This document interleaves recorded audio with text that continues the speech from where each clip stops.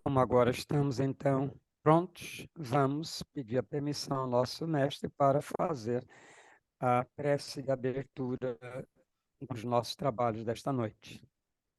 Elevemos os nossos pensamentos a Deus e acompanhemos mentalmente essa prece.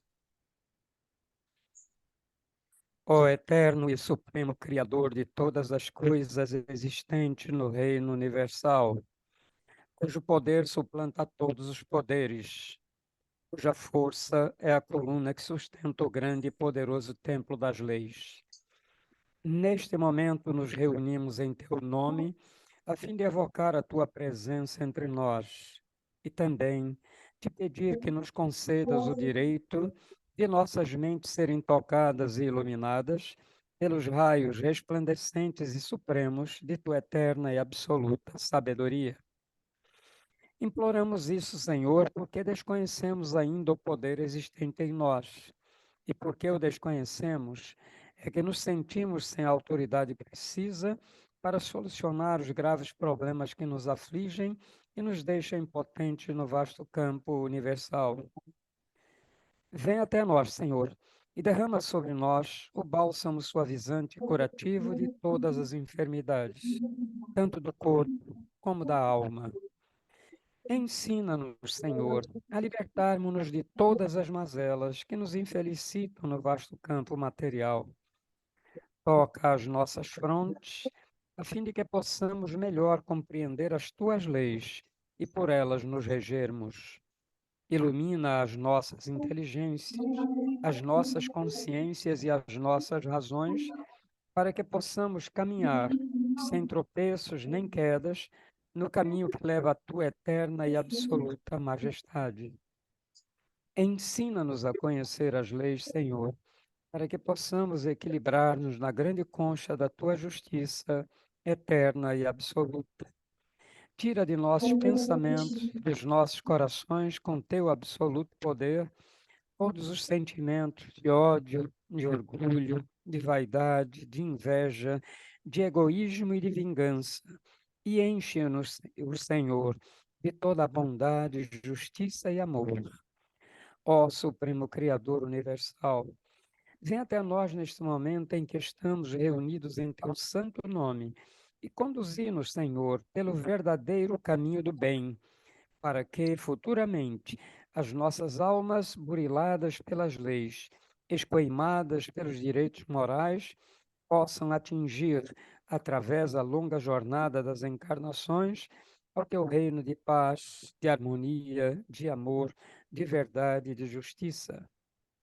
Confiamos, pois, ó Senhor de todas as coisas, da tua presença entre nós, e temos plena certeza de que, ao nos retirarmos deste tempo, obra de teu supremo poder, estaremos curados, completamente curados de todos os males que nos infelicitam, quer na parte material, quer na parte espiritual.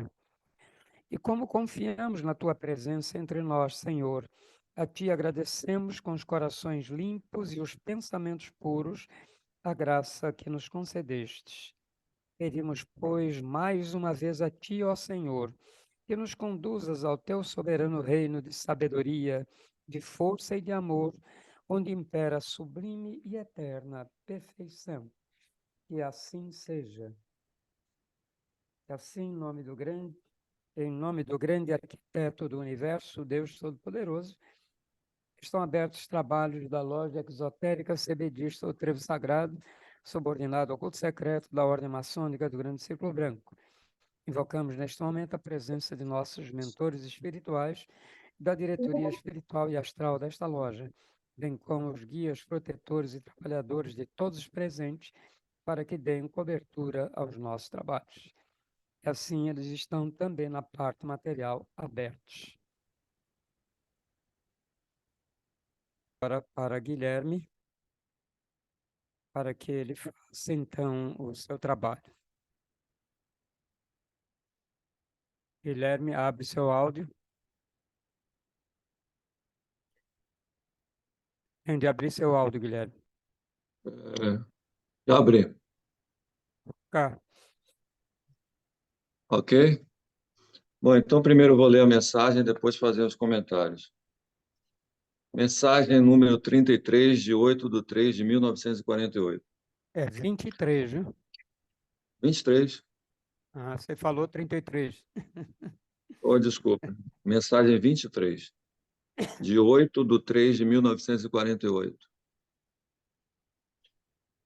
Ignorância, ainda ignorância, e os criminosos, além de mantê-la, aconselham atitudes que impõem sacrifício sem nenhum mérito e nenhuma utilidade.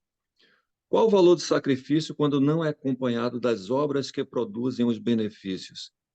Que, se não forem observados, provocarão revolta, a desconfiança e a vacilação? Por que não procuramos verdadeiros esclarecimentos para com eles atingirmos o aperfeiçoamento, sem nenhum sacrifício inútil e improdutivo? Fora da igreja não há salvação, diz a parte mais evoluída, e o que já vale muito. Todavia, a ela convém acrescentar que fora da lei e da verdade não podemos alcançar a perfeição, que nos leva aos mundos aperfeiçoados, onde não existem dor nem sofrimento, ou seja, uma salvação conseguida pelo aperfeiçoamento. Qual o mérito da reclusão sem as obras, se ela contribui unicamente para nos privar de cooperar na obra da natureza, servindo exclusivamente para afogar mágoas e ocultar recalques, que se transformam na inveja e no ódio, produtores de vinganças incontestavelmente desencadeadas sobre vítimas inocentes e desprevenidas. Logo que tal procedimento possa ser posto em prática, sem o perigo de ser percebido pela sociedade tímida e respeitada por vaidade, a reclusão, nesse caso, agrava mais a situação e também é considerada como um suicídio em vida, que, por lei, será igualmente punido pela reparação.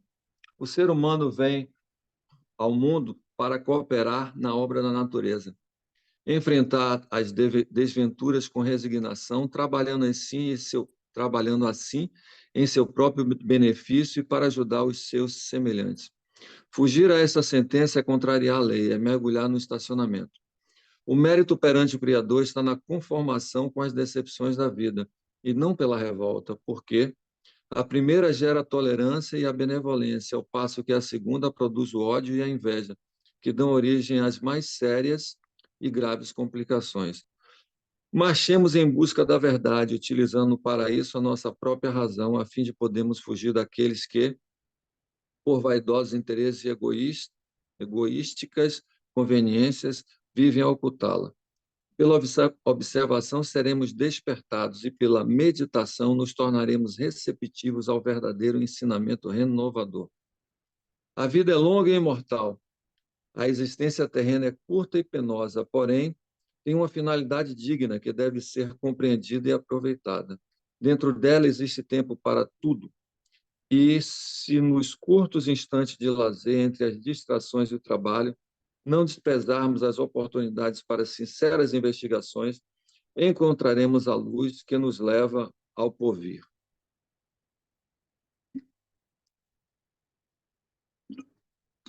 Bom, então, meus irmãos, vamos analisar parágrafo por parágrafo.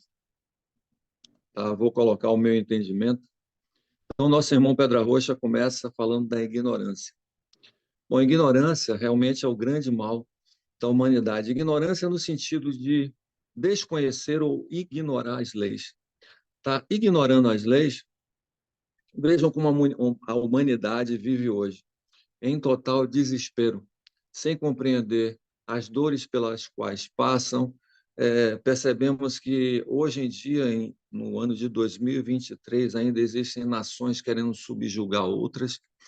Administradores públicos, ao invés de trabalhar em prol da sociedade, trabalham, utilizam seu cargo em prol de si próprio, ou seja, tudo isso é ignorância. Só que tudo tem um retorno, se cometer uma causa, existe um efeito. Mas continuando o primeiro parágrafo, o nosso irmão Pedra Roxa fala: e os criminosos, além de mantê-la, aconselham atitudes que impõem sacrifícios sem nenhum mérito e nenhuma utilidade. Eu acredito que nosso irmão Pedra Roxa, nessa parte da mensagem, esteja falando dos falsos profetas que impõem determinados sacrifícios por ignorância dele próprio e ignorância daqueles a quem ele subjuga. Então, sacrifícios que não tem nenhum retorno. Então, como eu posso colocar,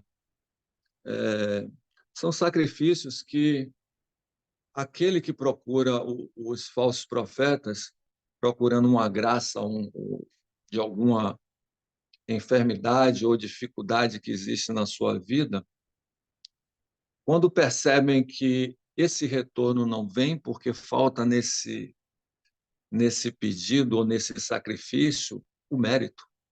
Então, faltando o mérito, o retorno não vem.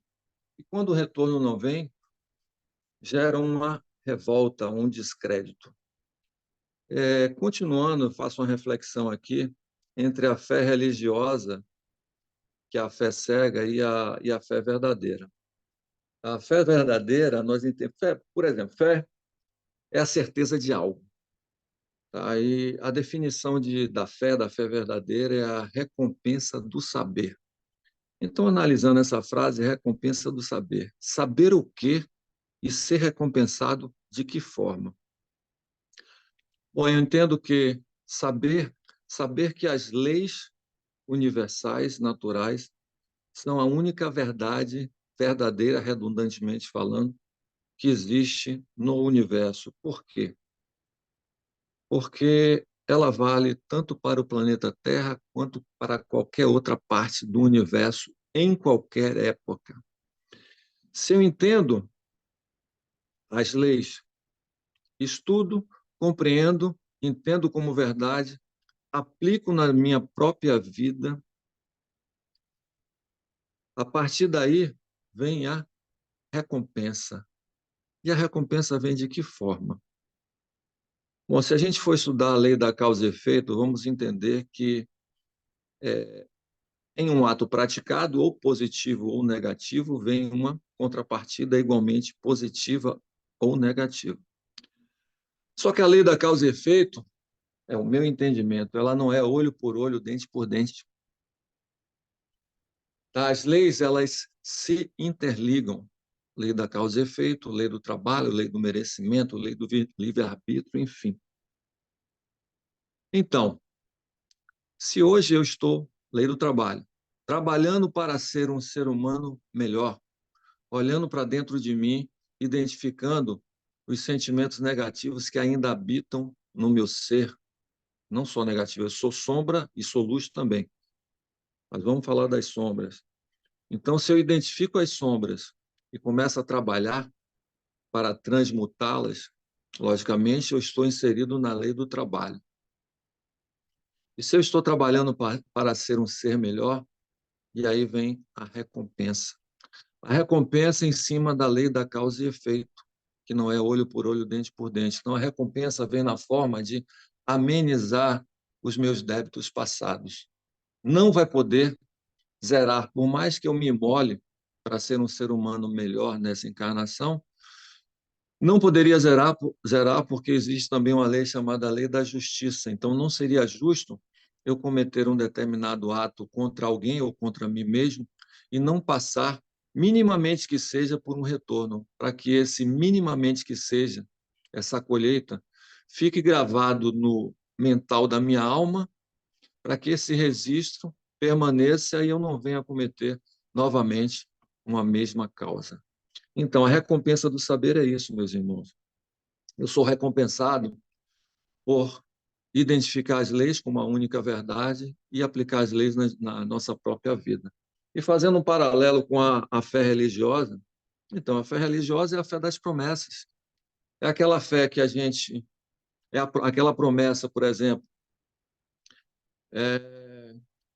eu vou fazer uma promessa, estou com uma determinada doença, então vou subir 500 degraus de joelho numa determinada igreja e Deus vai me conceder essa graça, esse benefício.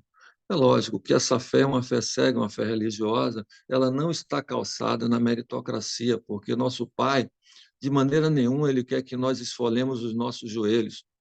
O nosso Pai, Deus, só tem um desejo sobre nós, é que nós façamos a nossa reforma moral, a nossa reforma íntima, para galgar patamares mais evoluídos a nível espiritual e chegue até onde ele chegou. Então, esse foi o primeiro parágrafo. Eu coloquei mais aqui, eu fiz algumas anotações e coloquei aqui uma coisa que é interessante. Por que a humanidade ainda acredita nos falsos profetas? Eu coloquei aqui duas situações. A primeira é o desespero.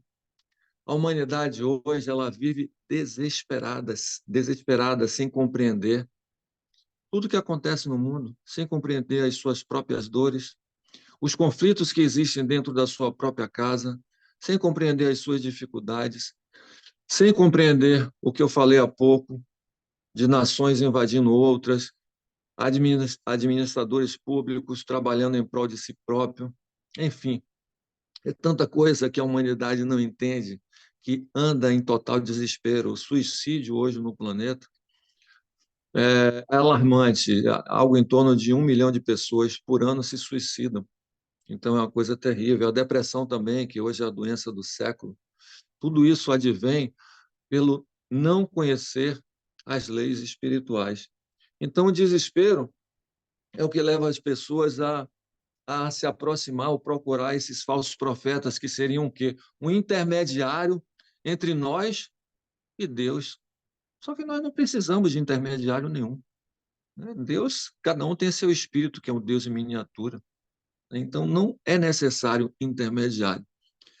Então, esse desespero é como, fazendo um comparativo, é como se uma pessoa estivesse morrendo afogada e pegasse na primeira mão que foi lançada a ela. Só que essa primeira mão que foi dada a ela para salvar do afogamento, simbolicamente falando, talvez seja para salvar do afogamento, mas também simbolicamente falando, para aprisioná-la depois em dogmas. E a outra coisa que eu coloquei aqui também, porque as pessoas acreditam ainda nos falsos profetas, é pela facilidade. Ninguém hoje quer se imolar, se esforçar para olhar dentro de si e ver o que é que precisa ser mudado. A gente, pela facilidade, acredita a nossa melhora a terceiros. É o dízimo que nós pagamos, sem crítica nenhuma, meus irmãos. É só constatação de fato. Não estou criticando ninguém que age dessa maneira, para ficar claro aqui. Então, é o dízimo que nós damos a um falso profeta para conquistar um determinado benefício, que às vezes não existe merecimento. É um trabalho que é feito em determinados locais, em determinadas casas, para também conquistar alguma coisa. Então, as pessoas também procuram essas outras pessoas por facilidade e que vem corroborar com o início da mensagem que fala sobre ignorância. Então, continuando, meus irmãos, a mensagem, no segundo parágrafo, nosso irmão Pedra Roxa fala: qual o valor do sacrifício quando não é acompanhado das obras que produzem os benefícios?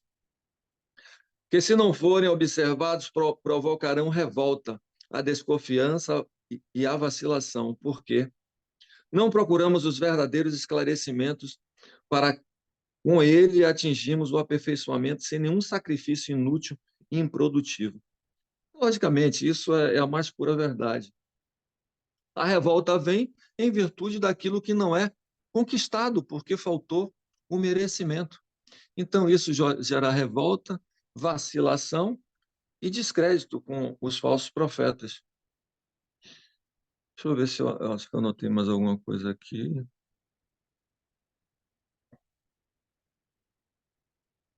Bom, eu coloquei uma coisa aqui que eu queria falar um pouco, é uma indagação. Por que a reforma moral é um sacrifício? Veja bem, eu associo a reforma moral como se fosse um vício. Um vício, logicamente, nós sabemos que é muito difícil de vencer, né? Porque vamos pegar um exemplo do vício do cigarro.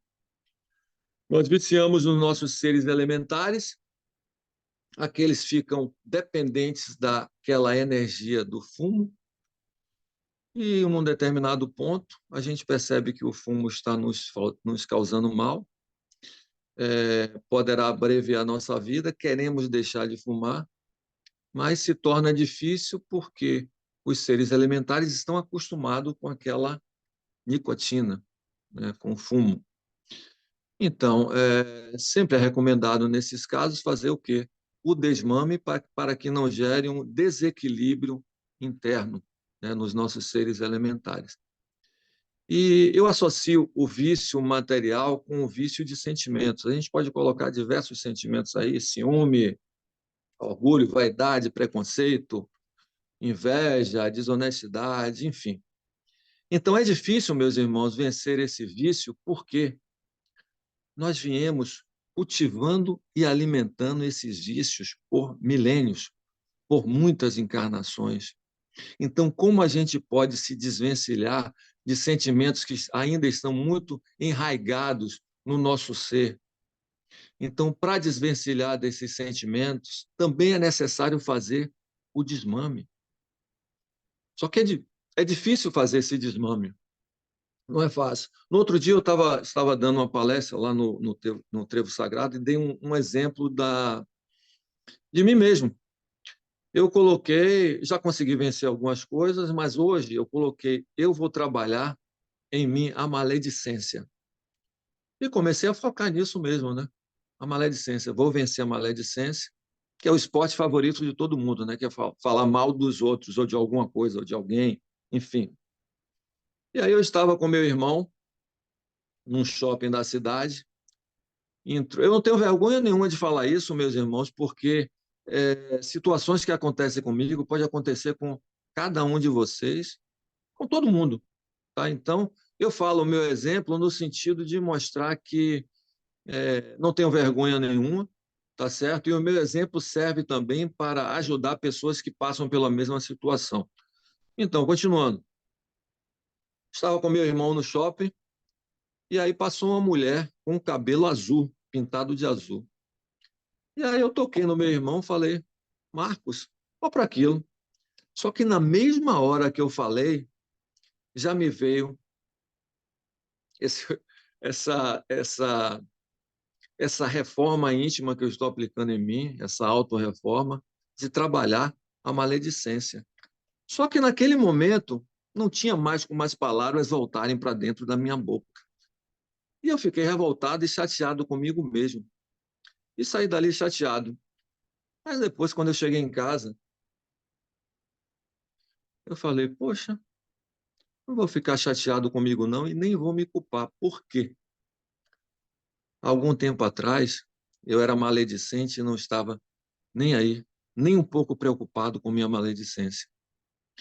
Então, hoje, eu fui maledicente, só que ao mesmo tempo já me veio aquele sinalzinho: ô Guilherme, você não está trabalhando com a maledicência? Por que você fez isso?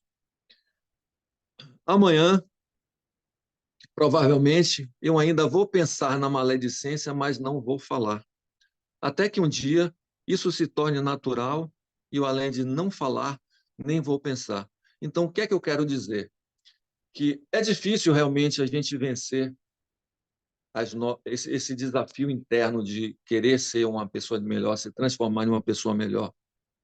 Mas, associado ao vício material que se faz o desmame, esse vício de sentimento também tem que vir pelo desmame. A gente não vai conseguir vencer nenhum desses sentimentos que eu falei e tantos outros de uma hora para outra. É necessário fazer o desmame através da vigilância, né? Orar e vigiar é mais do que orar. Então, através da vigilância, a gente vai fazendo esse desmame dia após dia, até que um dia passe tão desapercebido aquela coisa que nos incomodava antes, aquele sentimento que nos incomodava antes, que vai ser tão natural quanto a respiração e a gente vai dizer, venci a mim mesmo. Continuando então, meus irmãos, eu acho que eu estava no segundo parágrafo, não foi? Então vamos partir para o terceiro parágrafo. Fora da igreja não há salvação, diz a parte mais evoluída e o que já vale muito. Eu vou parar nessa primeira frase, depois eu continuo. Por que fora da igreja não há salvação? Isso a gente tem que recordar um pouco no tempo, voltar um pouco no tempo, e se lembrar daquela época em que a humanidade vivia completamente na barbárie. Então, essa primeira parte que Pedra Roxa fala, que fora da igreja não há salvação, é porque as religiões, no passado, surgiram com o intuito de dar um freio na barbárie humana. Tá? Então, eu acredito que nosso irmão Pedra Roxa tenha falado isso nessa primeira parte do texto. Então, ele fala que isso já vale muito, valia muito para um determinado tempo. Só que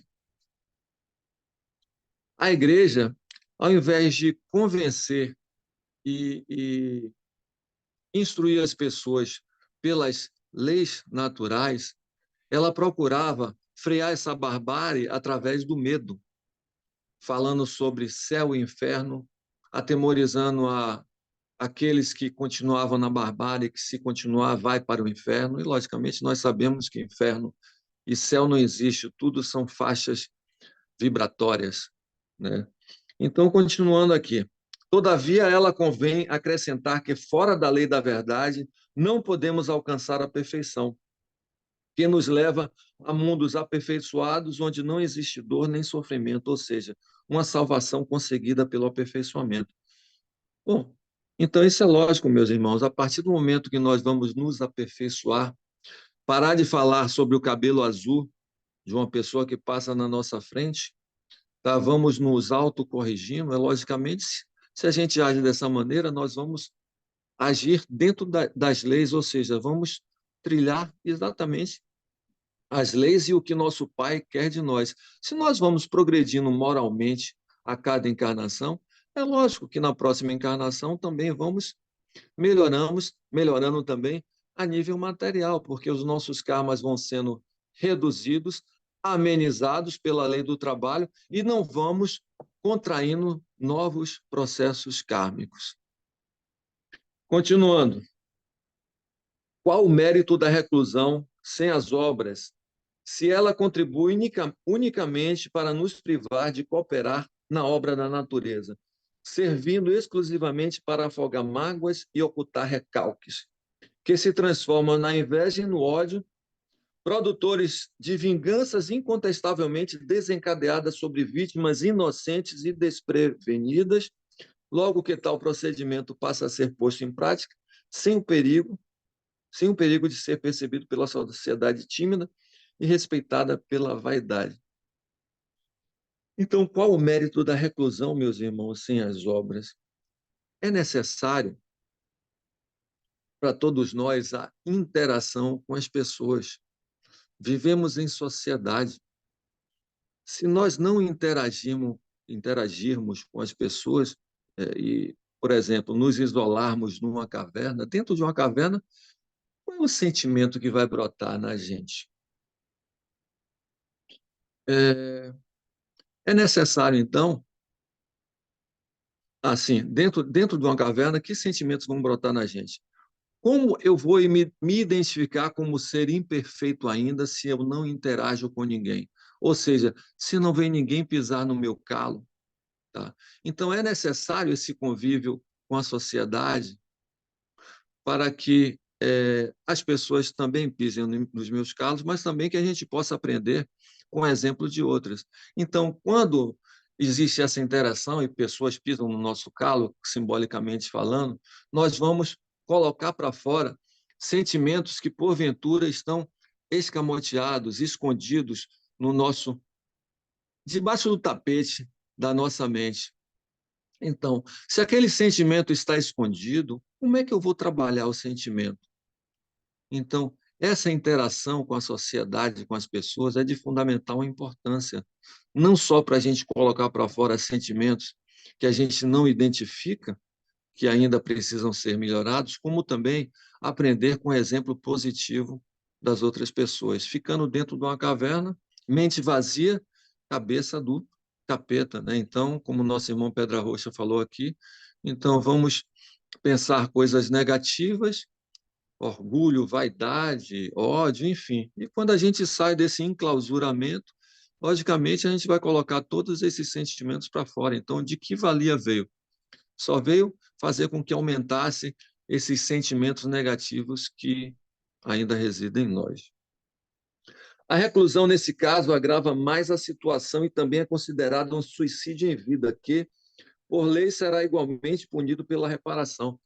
Veja a comparação que nosso irmão Pedra Roxa fala com essa reclusão. Logicamente, a reclusão, às vezes, ela é até louvável como uma forma de meditação, tá certo? Às vezes a gente quer se afastar de determinada situação para que, fora daquele contexto, a gente possa meditar para chegar a uma conclusão. Mas isso aí é uma outra coisa, tá? Uma reclusão programada para que a gente possa fazer a averiguação e tirar as nossas conclusões. Tá? Mas nosso irmão Pedra Roxa aqui compara esse tipo de reclusão com suicídio em vida. Aí eu me lembro, hoje até na palestra à tarde eu falei, o suicídio é a pior coisa que a gente pode fazer contra nós mesmos na nossa existência. Né? Uma vez eu estava na sala de Pai João, se não me engano, e para nível didático, sim, se manifestou um irmão que tinha se suicidado. E esse irmão estava passando para nós a experiência dele. E ele falou que era uma coisa muito dolorosa, triste e muito difícil de se viver. Então, vamos colocar um exemplo aqui para que fique fácil de entender. Foi o mesmo exemplo que eu dei hoje à tarde. Todos nós, quando reencarnamos, temos uma coisa chamada energia vital, que é aquela energia que nosso corpo tem, nossos centros de força têm, para que a gente viva, por exemplo, vamos colocar aqui uma data, 80 anos. Se a gente vem tirar a nossa própria vida, por exemplo, com 40 anos, segundo o relato do nosso irmão, que se manifestou na reunião, a gente vive, ou a pessoa que se suicida vive aquele momento do suicídio segundo após segundo, dos 40 anos que ele tomou a decisão de se suicidar, até aos 80 anos, em que era o momento que estava na programação encarnatória dele voltar para o plano espiritual. Então, era segundo após segundo, ele vivenciando a situação do suicídio. Imagine, segundo após segundo, até chegar aos 80 anos. Então, é uma coisa muito dolorosa.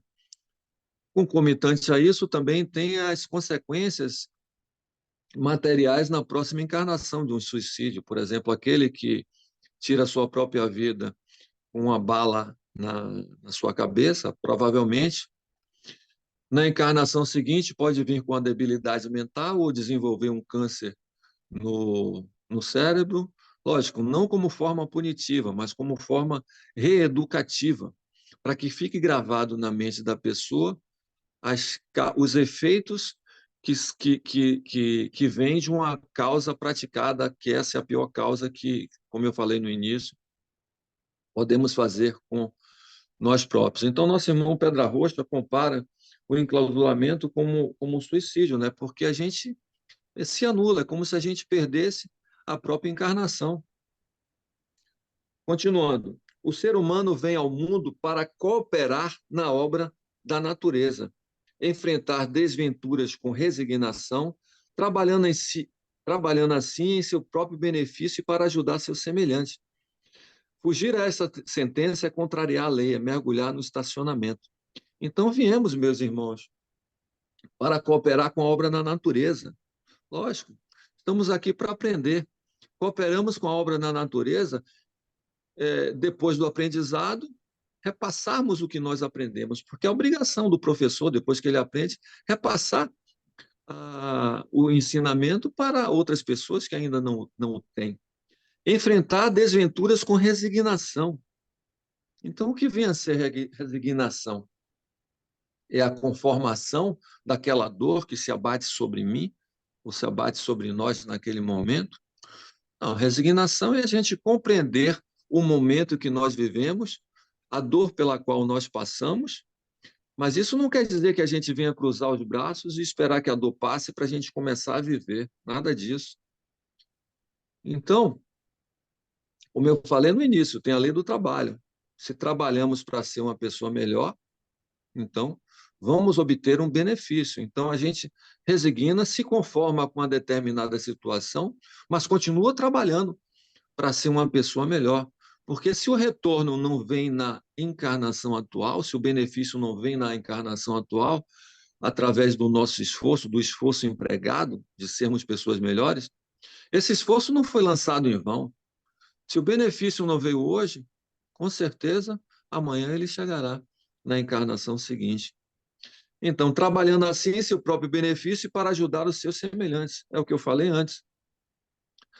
Trabalhando para ser uma pessoa melhor, trabalhamos em nosso próprio benefício. Então, nisso nós já temos um retorno. E trabalhando em benefício do próximo, temos um retorno ainda maior. E como vivemos em sociedade, nós não podemos guardar esse benefício do entendimento das leis para nós, só para nós. Por quê? Se eu melhoro como pessoa e meu semelhante também melhora como pessoa, logicamente vamos viver num mundo melhor, com pessoas compreendendo as leis e fazendo, praticando aquela máxima: não faça com o outro o que não quer que faça consigo. Continuando. Guilherme, Pois Guilherme, não, pois não. seu tempo de 30 minutos já estourou. Vou te dar aí três para você encerrar. E são 30 minutos. Você não foi avisado disso? Ah, eu não sabia que era 30 minutos, Ernesto, desculpe. É. E já, Então, já então eu estouramos, vou. né? Mas dou mais 3 minutos para você conduzir o fechamento. Lembrando que depois você vai ter tempo para responder perguntas, tá certo? Tá bom, então eu vou passar para o último parágrafo. E o nosso irmão fala aqui: a vida é longa e imortal, a existência terrena é curta e penosa, porém, tem uma finalidade digna que deve ser compreendida e aproveitada. Dentro dela existe tempo para tudo. Isso nos curtos instantes de lazer entre as distrações e o trabalho, não desprezarmos as oportunidades sinceras para sinceras investigações, encontraremos a luz que nos levará ao porvir. Eu só queria concluir o seguinte: nesse último parágrafo, eu poderia falar de outras coisas, mas me veio aqui falar sobre viver em equilíbrio, tá? Entre o equilíbrio material e o equilíbrio espiritual. Como nós vivemos no mundo material, temos responsabilidades materiais, precisamos trabalhar, ganhar nosso dinheiro, pagar nossas contas, tem o lazer também, enfim, tem uma série de coisas materiais que são importantes, mas não esquecendo também do lado espiritual, o estudo das leis, a melhoria, a reforma íntima. Então, nenhum dos lados pode se sobrepor ao outro. Eu vou dar um exemplo aqui. Uma vez eu estava numa reunião e o nosso irmão do Trevo falou: não, eu dou muito importância. Não é crítica, não, meus irmãos, é só um relato para que a gente compreenda que é importante o equilíbrio. Aí o nosso irmão falou que dá muita importância ao lado espiritual. Aí ele deu um exemplo. Hoje mesmo é o aniversário do meu filho e eu não fui para o aniversário do meu filho, saí da minha casa e vim trabalhar aqui no Trevo porque eu dou muita importância a isso. Eu falei, meu irmão, nós temos uma responsabilidade também por aqueles que nós colocamos no mundo, tá certo? O trabalho espiritual é importante, mas o trabalho espiritual tem toda semana. E o aniversário do seu filho só tem uma vez por ano. Será que não seria mais importante hoje você estar no convívio com seu filho? Será que não causou uma tristeza nele a ausência do pai? Tá? Eu levantei essa lebre para o nosso irmão e ele falou: é realmente, Guilherme, eu acho que você tem razão, o que você fala procede. Eu só queria concluir com isso, então, como terminou os 30 minutos, eu encerro a minha fala, meus irmãos, e obrigado pela atenção. Obrigado, Guilherme.